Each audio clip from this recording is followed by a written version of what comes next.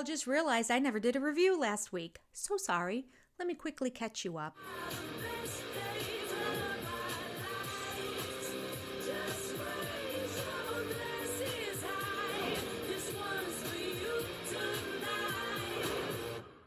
This will be episode 12, and shortly afterwards will be episode 13, which is the one that you will have already seen by the time you see this review. Get it together. All right, we open up the episode with Sheena working on a Good as Gold music video. All I wrote was unremarkable. Moving on. Now we go to James and Allie's house. They're discussing Rachel's podcast. So Rachel comes out with a 3-part podcast, kind of revealing everything. Was this with Bethany Frankel? Was this the Bethany Frankel one, or did she do another podcast? I don't know. Let me know down below if you know. So some of the things she said in this interview was that her relationship with Sheena was mutually exclusive, that Sheena got as much out of the relationship as Raquel did. Raquel, who completely mooched off of her. She said that when she stayed at Sheena's place, that she was paying for it. Sheena's like, it cost $4,000. She paid $1,000. She goes on in this podcast to say that she wasn't in love with Tom. Not true. She blames Hippie, the dog's behavior on James, saying he's a bad dog dad. Hey, those are fighting words here. And she goes on to say that Ariana wasn't like a best friend. She was just an acquaintance. Now, we saw the show. We saw. Of course, Bravo managed to put clips in there showing how they were close. So the whole episode is going to be everybody responding and reflecting and talking about this podcast that Raquel has revealed over the course of 3 episodes. Now, Lala goes up to Ariana at one point and says, listen, I want to have a sperm reveal party. So can I use your house? Ariana says, no. Remember, Tom fired Anne, his assistant. So the house is an utter disaster, because she was the one that kind of cleaned up after him. We cut to Sandoval now going over to Schwartz's apartment. They're talking about the podcast. Sandoval is crying. He's all upset. He goes on and says all the changes that he did for her and all the things, all the sacrifices. Remember, we talked about this in previous episodes. I kept saying he's doing it for her. He's not doing it for the right reason. He's not trying to change himself. He's trying to impress her. And so now he's mad, because he sacrificed drinking, he's trying to get healthy, he's journaling. This is everything he knew she had to do while she was in rehab. So it was his way of bonding and connecting with her. And now she's blown him off and won't even talk to him. And he's just devastated because he's done all this stuff for her. Not just devastated because his heart's breaking. I did this for her. She doesn't care. She never asked you to do it. He even says, what was it all for? Not to better yourself. Clearly, it was all for her, because now that she's gone, he thinks it was all for nothing. Sandoval's a mess, and I have a prediction that he's going to be going off the wagon very soon. We'll see. So in this whole interview, Tom's not getting his way, and he's doing his usual Tom pouting, which is annoying. He pouts like he's a 2-year-old having a temper tantrum. He just has this very whiny voice that, sounds like a little kid who's not getting his way. He's just never grown up. What was it all for? I don't understand how she could think that I was anything but somebody who just loved and cared about her. Like, I would do anything for her, man. So now we cut to the Tom Tom restaurant. Schwartz is there with Lisa, and Sandoval's supposed to be there too. He's not there. He's late. Apparently Schwartz was even late, Lisa points out, but just a little bit late. So they're talking, they're having a conversation, they're talking about the podcast, blah, blah, blah, blah, blah. They're waiting for time to go by. And Tom walks in, not apologetic, not starting off with, I'm so sorry I'm late. No, just kind of fussy. Lisa points out he's late. He's not contrite at all. There he is. Just like old times, eh? Now, what's up? Hey, you're late, Yeah, but like really late for me. sorry. Boy, he's annoying in this episode. So he shares with Lisa that Ariana accepted his offer, which I'm like, whoa, just like that? No counter? She just accepted his offer as is. All done. Fabulous. He's been trying to get her to sign the paperwork. She's now signed the paperwork. Finally, they can move on. He gets the house. She gets a hunk of money. All is well. Wait. No. Oh, geez. He says, well, now that it's been this much time and she dragged her feet all this time, I don't know if I want to buy her out of the house. Maybe I just want to sell it, which is what she wanted from day one. What's happening with the house?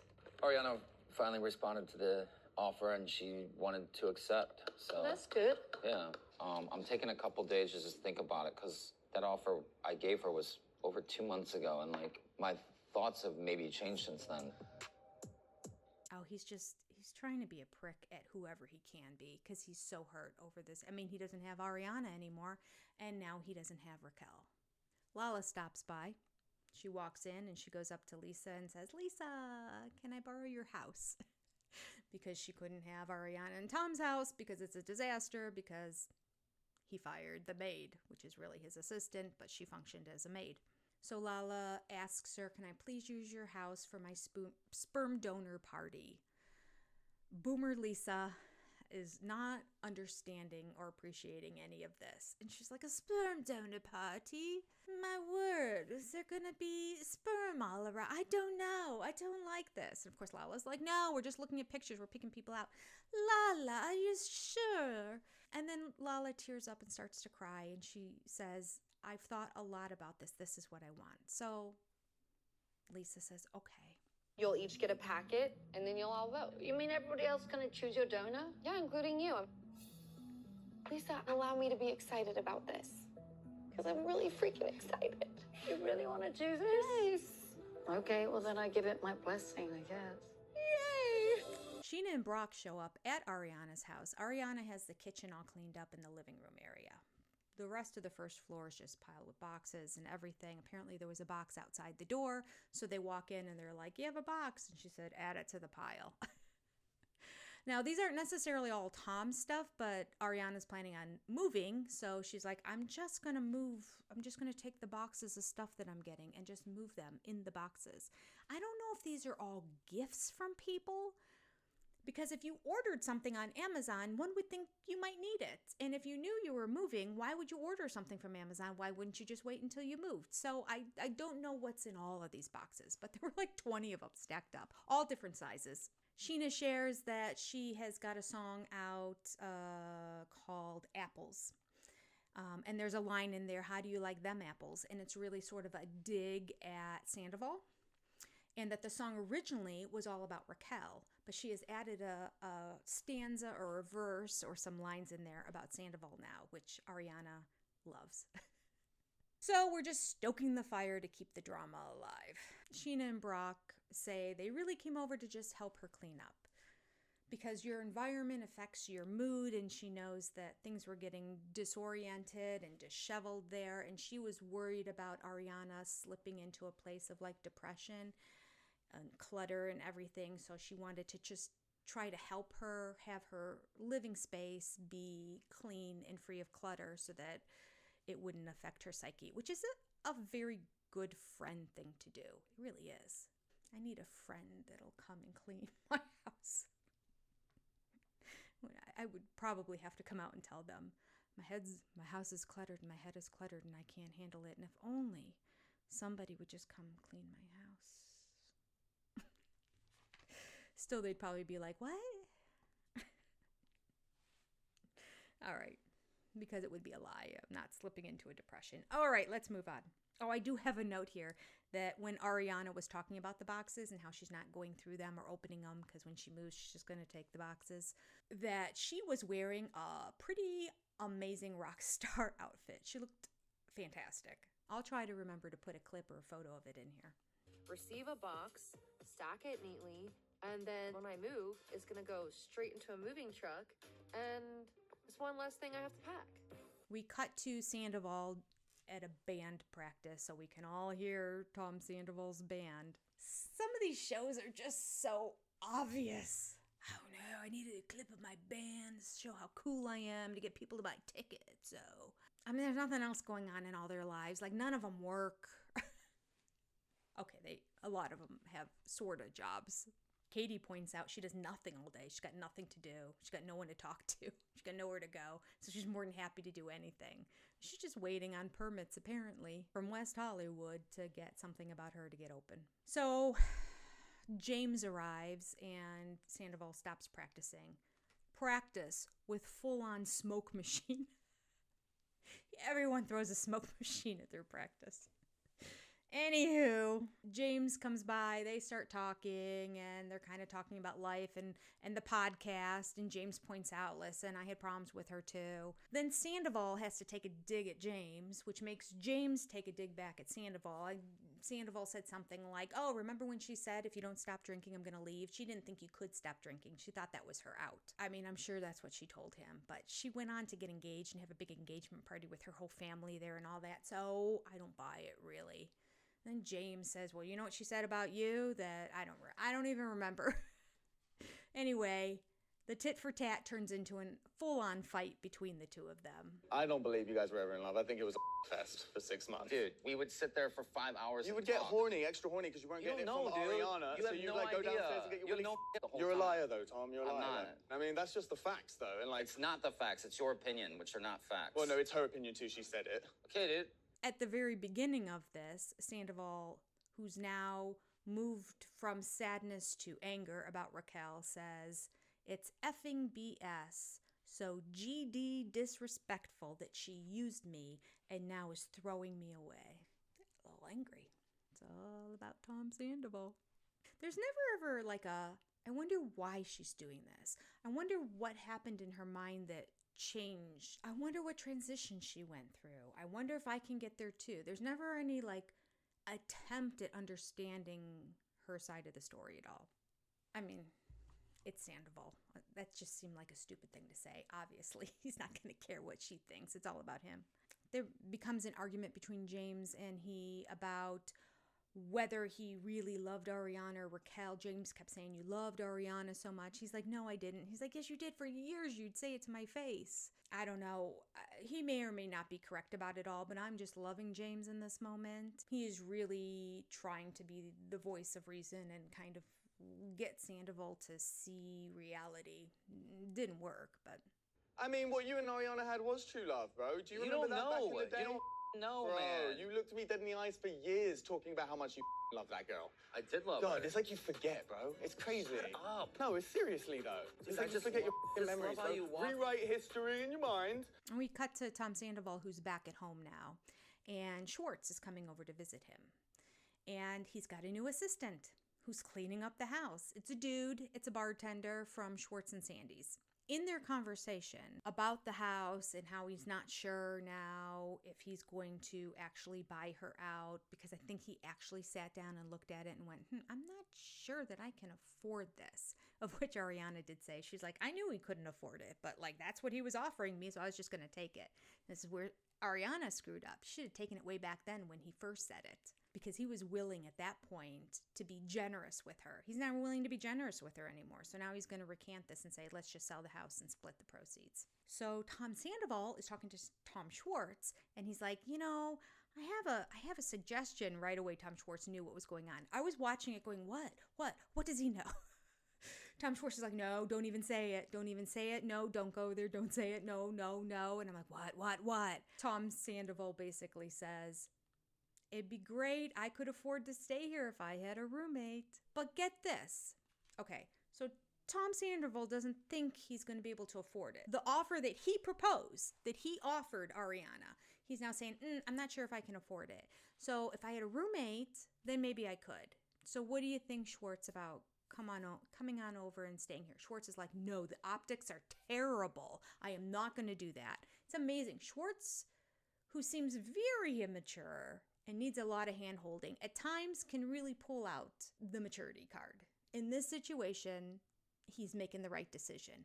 It is not good optics, and it's just not a good idea in general to really get involved with Sandoval, even though he's in the bar business with them. 2 bars, actually. Tom Sandoval says, come on over. You only have to pay $6,000 a month for half the place. $6,000. Okay, let me just humor this for a second, hypothetically. What would be my rent? 6. Oh, I can't. Dude, You pay $4,500 a month. I cannot, in good conscience, put $6K towards something that I'm not going to get a return on. I'm not building equity in here. Is their rent $12,000 a month?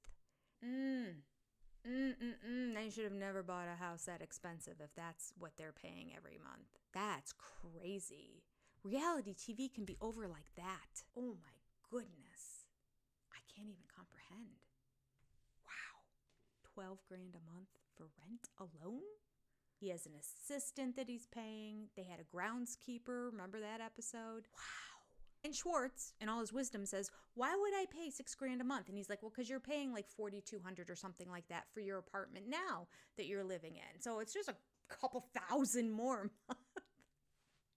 And Schwartz is like, yeah, but if I'm going to pay 6 grand a month, why would I do that for something I'm not going to get a return on? I'm in an apartment right now. If I'm going to be paying 6 grand, I'm going to put it into equity. And so I thought Sandoval at that point might say, well, maybe we can put your name on the house too. Or maybe, we can work something out that we own it together or something. I don't know. It would be weird and a dumb idea, but I thought maybe he said that. But no, he just wants him to rent it. To rent a bedroom for $6,000 a month. My word. I mean, because it's all Sandoval's stuff in the house.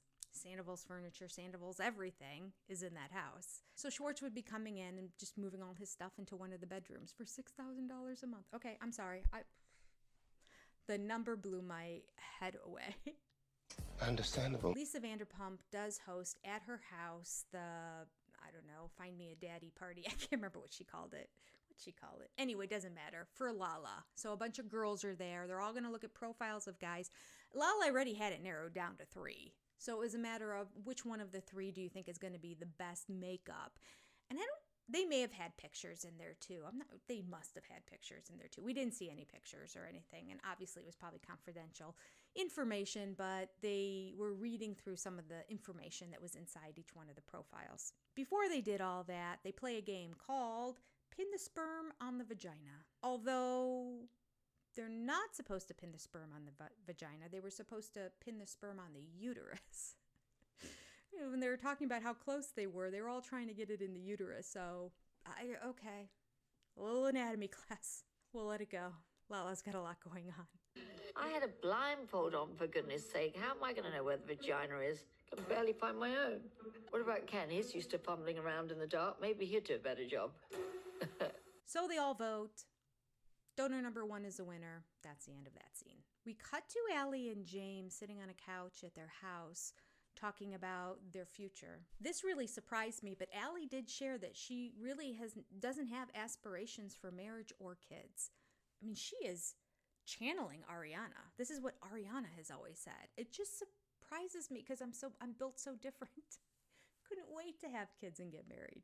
So yeah, but James does want a wife and he does want a family. He wants kids.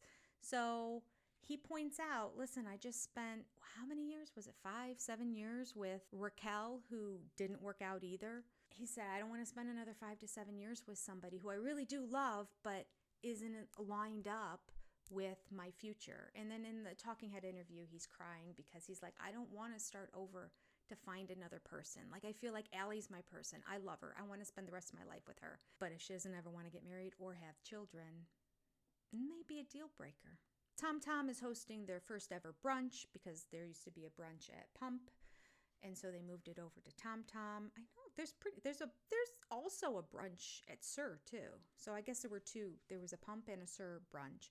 James is DJing for it. He approaches Sandoval after their big screaming match at each other. They go up and hug and say sorry, and bygones be bygones. Guys get over things so much easier than girls do. Katie is upset with Lala because earlier Allie shared with Katie that Lala said that Katie seemed to be in an unhappy place.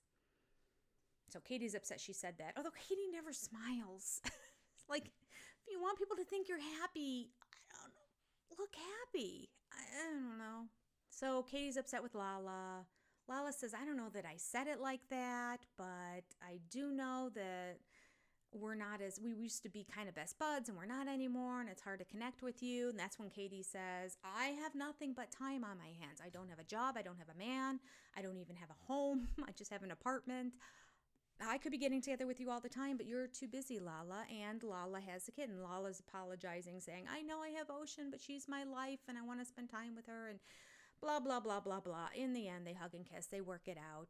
It's fine. They're still going to work on spending more time with each other. In another section of the bar, we have Tom and Tom sitting at a table talking to each other. Sheena gets up. She's on her way to the bathroom. It's always her excuse to start interactions. Remember, she did that at SIR too. I have to go to the bathroom. So on her way to the bathroom, there's Tom and Tom, and she's talking to them, and she is talking to Tom about her song, which he hadn't heard yet, but apparently dropped that morning. So in the talking head, she thought he heard it already, but she didn't approach it that way. She didn't say, have you heard the song? She just said, I wrote this song, and there's a bit about you in it, you and Raquel, just so you know, to give him a heads up.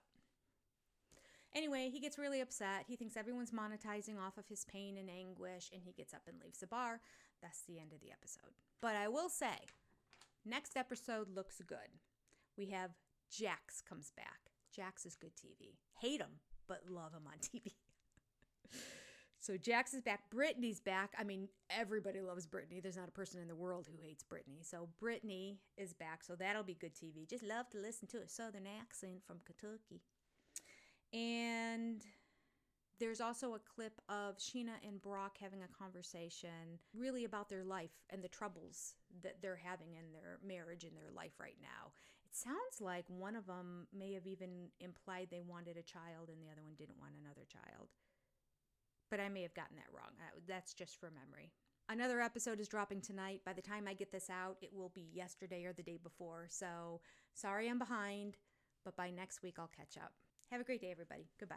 And goodbye.